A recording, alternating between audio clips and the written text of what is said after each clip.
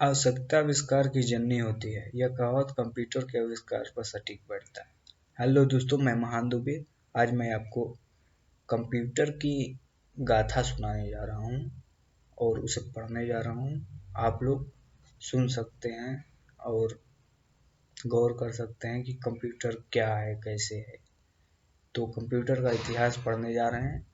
Video में बने रहिए हमारे साथ और हम शुरू करते हैं वीडियो में।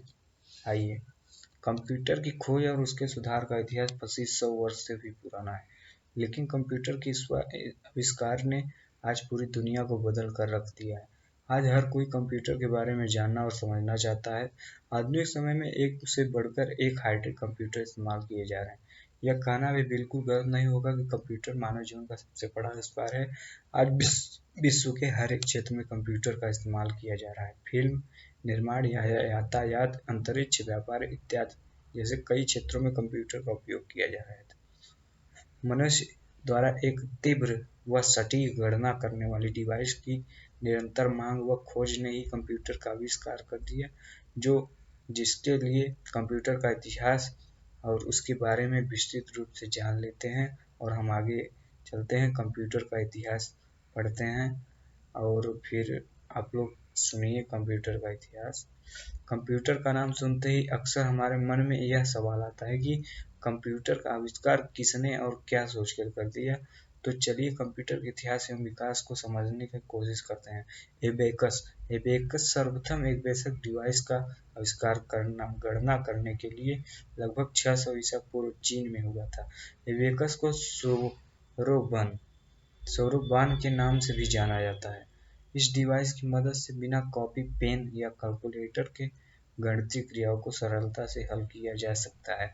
एबेकस या आयताकार फ्रेम में बना तारों का एक ढांचा होता है तथा उन तारों में गोल मोती पिरोई रहती हैं, इन्हीं मोतियों की मदद से अंकों को जोड़ने, घटाने, गुणा व भाग करने, गणनाएं करने के लिए मोतियों, जिन्हें बीड्स भी कहते हैं, उन्हें तारों पर सरकाया जाता है।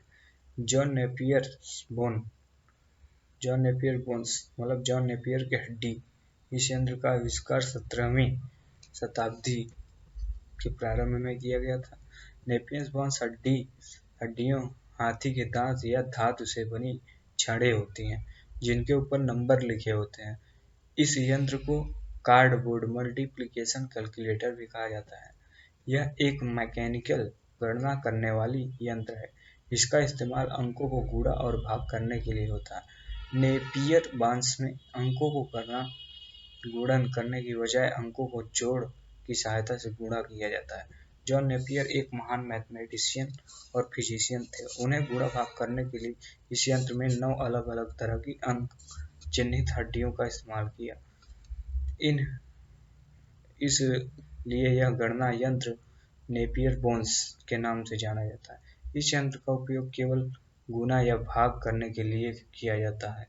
यह मैनुअल कैलकुलेटिंग डिवाइस है। इसके विकसित स्वरूप का इस्तेमाल लगभग 1890 ईस्वी तक किया गया था।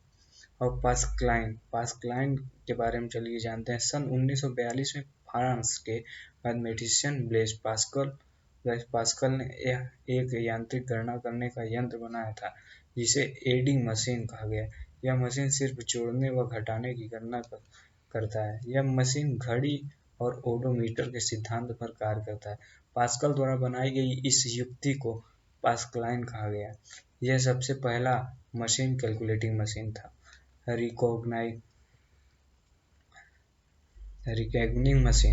इसके बाद रिकॉग्निंग मशीन आती। जर्मन गणितज्ञ व दार्शनिक बेरन गॉटफ्रेड विल्हेल्म वान लेबनिज ने एक विकसित रूप तैयार किया, जो जोड़ घटाव के साथ गुणा और भाग की क्रियाओं को प्रतिपादित करता था।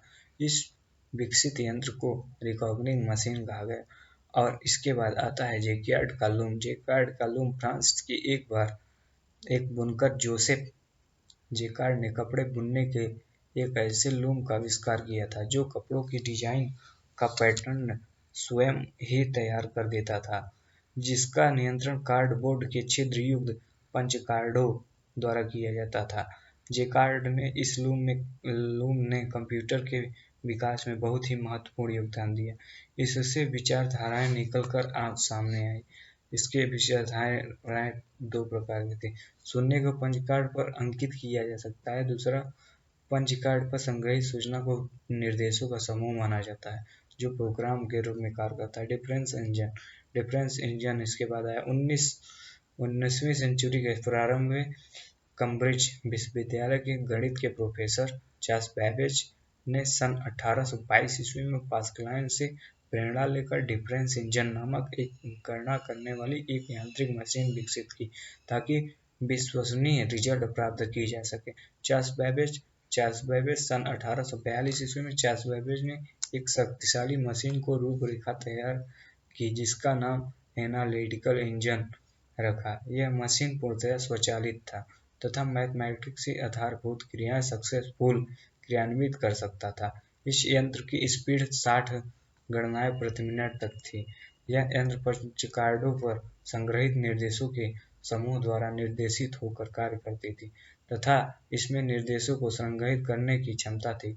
इसके अलावा यह यंत्र स्वचालित रूप से परिणाम की छाप सकती थी, लेकिन दुर्भाग्यवश चार्ल्स बैबेज ने इस मशीन की रूपरेखा के अनुरूप एक वास्तविक मशीन का निर्माण नहीं कर सके, लेकिन उनकी ही यह मशीन एनालिटिकल इंजन आगे चलकर आधुनिक कंप्यूटर का आधार बना। इसी कारण चार्ल्स बैबेज को कंप्यूटर का जनक, फादर ऑफ कंप्यूटर कहा गया। एनालिटिकल इंजन का क्रियाशील मॉडल। चार्ल्स बैबेज के बाद उनके सहयोगी आदा अगस्टा ने इस कार्य को आगे बढ़ाया और एनालिटिकल इंजन का क्रियाशील मॉडल तैयार कर दिया जो स्वयं क्रियान्वित भी होता था। इसके लिए उन्हें निर्देश के समूह को संग्रहित करना पड़ा। निर्देशों के समूह को संग्रहित करने की उनकी क्रिया के कारण उन्हें प्रथम प्रोफेसर कहा गया। आदा अगस्टा अंग्रेजी के प्रसिद्ध कवि लॉर्ड बायरन की पुत्री थी।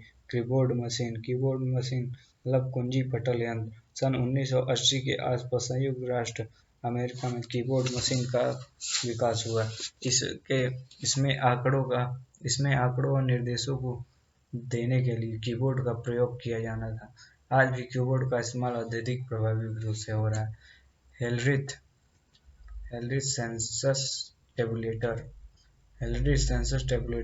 अमेरिका में सन 1890 ईस्वी में होने वाली जनगणना के कार्य को तीव्र गति से पूरा करने के लिए हरमन होलेरिथ ने एक नई मशीन का निर्माण किया था जिसमें पंच कार्डों का इस्तेमाल किया गया। इस मशीन का नाम होलेरिथ सेंसस टेबुलेटर मशीन रखा है। सेंसस का मतलब आप लोग समझ सकते हैं, जनगणना। सेंसस का मतलब जनगणना होता है।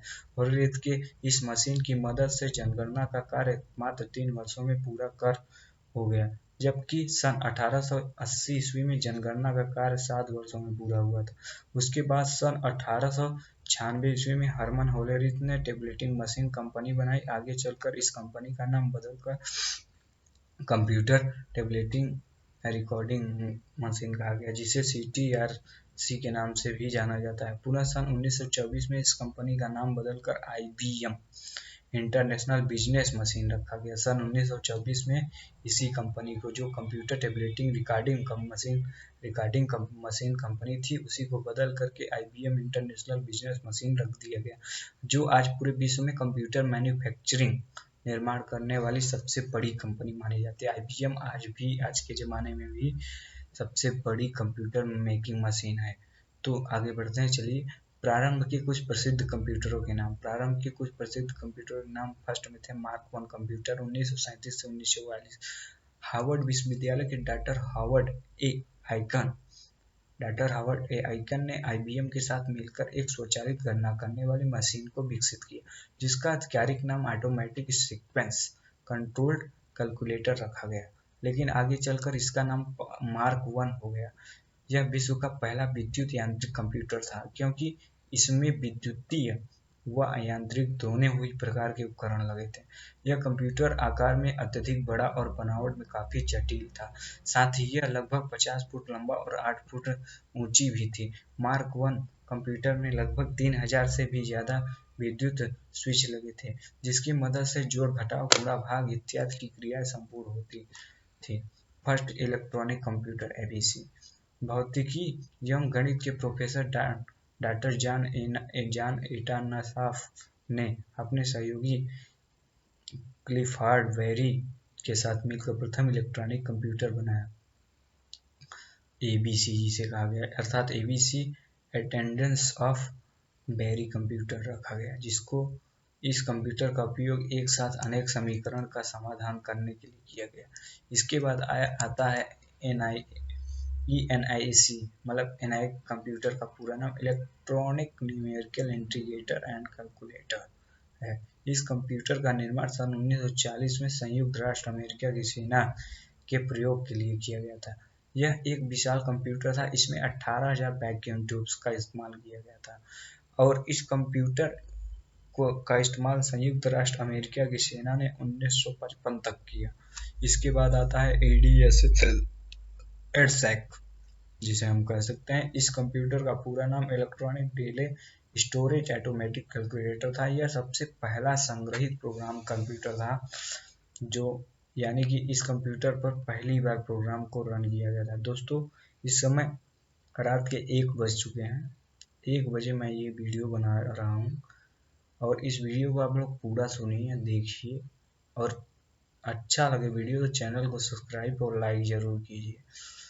तो चलिए दोस्तों, आगे बढ़ते हैं।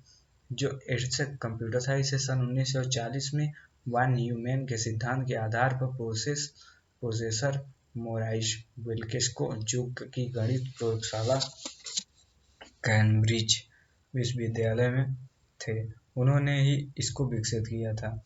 इसके बाद आता है एडवेक। एडवेक का पूरा नाम था electronic discrete variable automatic computer है। सन 1950 में वान न्यूमैन ने एडवेक का विकास किया, जिसमें अंकगणितीय क्रियाओं हेतु बाइनरी अंक प्रणाली का प्रयोग किया तथा विदेशों को भी डिजिटल प्रारूप में संग्रह किया। इसके बाद आता है यूनिवर्सल ऑटोमेटिक कंप्यूटर यूनिवेक। इस कंप्यूटर का विकास सन 1946 से 1951 के मध्य एक्रेट एवं मैकली ने अपनी संस्था में व्यापारिक अनुप्रयोग हेतु किया था, लेकिन बहुत ही जल्द यह बेकार सिद्ध हो गया। इसके बाद आता है यूनिवेक फर्स्ट।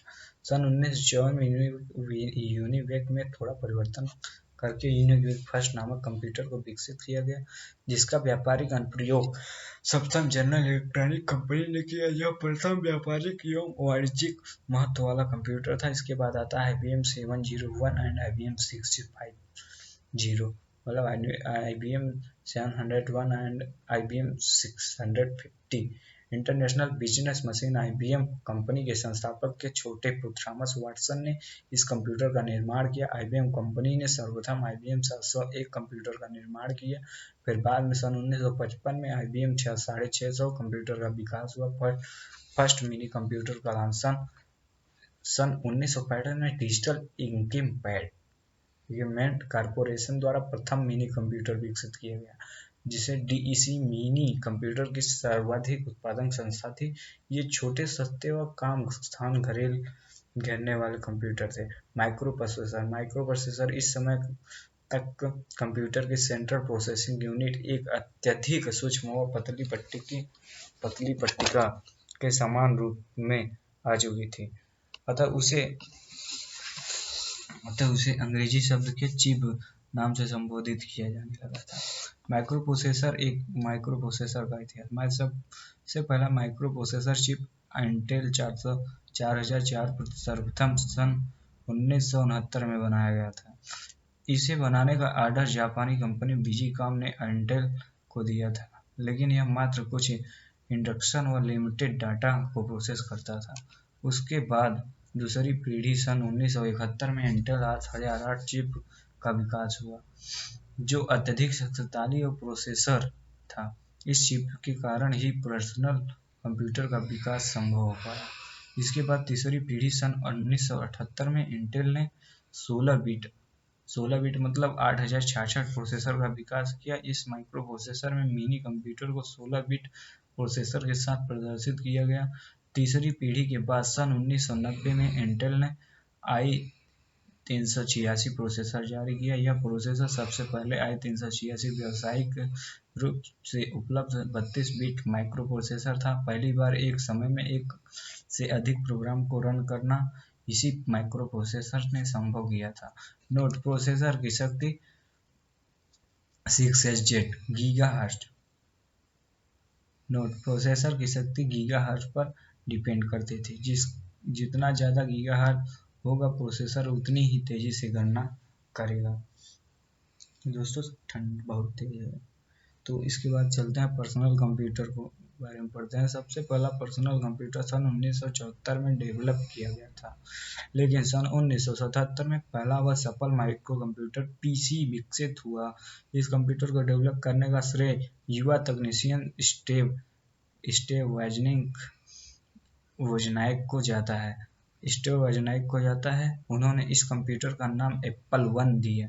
शुरुआत में एप्पल 1 के कुछ कंप्यूटर मोटर गैरेज, ये एप्पल 1 का आविष्कार दोस्तों 1974 में डेवलप किया गया था, याद रखिएगा। मोटर गैरेज में तैयार हुआ, लेकिन मात्र 3 महीने बाद ही वोजनाइक एप्पल 11 नामक कंप्यूटर का विकास करने में जुट गए। सन 1981 में IBM कंपनी ने IBM PC श्रृंखला के कंप्यूटर्स पर उत्पादन शुरू किया। इस कंप्यूटर को उपभोक्ताओं ने भी खूब सराहा और पसंद किया। जनरेशन ऑफ कंप्यूटर की पीढ़ियाँ। कंप्यूटर की पीढ़ियों को जानने से पहले कंप्यूटर क्या है के विषय में आपको अच्छे से जान लेना चाहिए, ताकि आप कंप्यूटर की जनरेशन को और अच्छे से समझ सकें। टेक्नोलॉजिकल डेवलपमेंट के आधार पर कंप्यूटर सिस्टम के विकास को 2 भागों में डिवाइड किया गया है। पहला हार्डवेयर और दूसरा सॉफ्टवेयर है। तो सब कंप्यूटर हार्डवेयर तथा सॉफ्टवेयर की पीढ़ियों को सारांश रूप में निम्न प्रकार से समझा जा सकता है। तो चलिए हम समझते हैं। पीढ़ी। प्रथम पीढ़ी 1942-1955 वैक्यूम ट्यूब। द्वितीय पीढ़ी 1955 से 1964 ट्रांजिस्टर। तृतीय पीढ़ी 1964 से 1975 IC इंटीग्रेटेड सर्किट। चतुर्थ पीढ़ी 1975 से 1990 VLSI। पंचम पीढ़ी 1990 से अब तक, जिसे कहता है ULSIC विथ EL। तो चलिए दोस्तों आगे बढ़ते हैं। कंप्यूटर की पीढ़ियों के बारे में विस्तृत रूप से जानने के लिए आप हमारे लेख जनरेशन ऑफ कंप्यूटर हिंदी को जरूर सुने, और इस लेख की मदद से आप कंप्यूटर की पीढ़ियों का पूरा इतिहास जान सकेंगे। तो चलिए दोस्तों आगे हम बढ़ते हैं। आज हमने क्या सीखा। कंप्यूटर वास्तव में कंप्यूटर के आविष्कार ने आज पूरी दुनिया को बदल कर रख दिया। इस पोस्ट में हिस्ट्री ऑफ कंप्यूटर व आविष्कार से संबंधित लगभग सारी बातें को बताया गया। आज हर किसी को जानना बहुत ही महत्वपूर्ण हो गया। उम्मीद करता हूँ दोस्तों आपको मेरी यह कहानी जो मैंने कंप्यूटर की आप लोगों को सुनाई है ज़रूर पसंद आएगी, और इसलिए इस कहानी को आप लोग सुने और शेयर करें, कंप्यूटर का इतिहास और विकास को सुने। तो चलिए दोस्तों आपको बहुत बहुत धन्यवाद वीडियो देखने के लिए, और ऐसे ही हमारे वीडियो देखने के लिए हमारे चैनल को सब्सक्राइब कीजिए तथा चैनल को सपोर्ट कीजिए। धन्यवाद।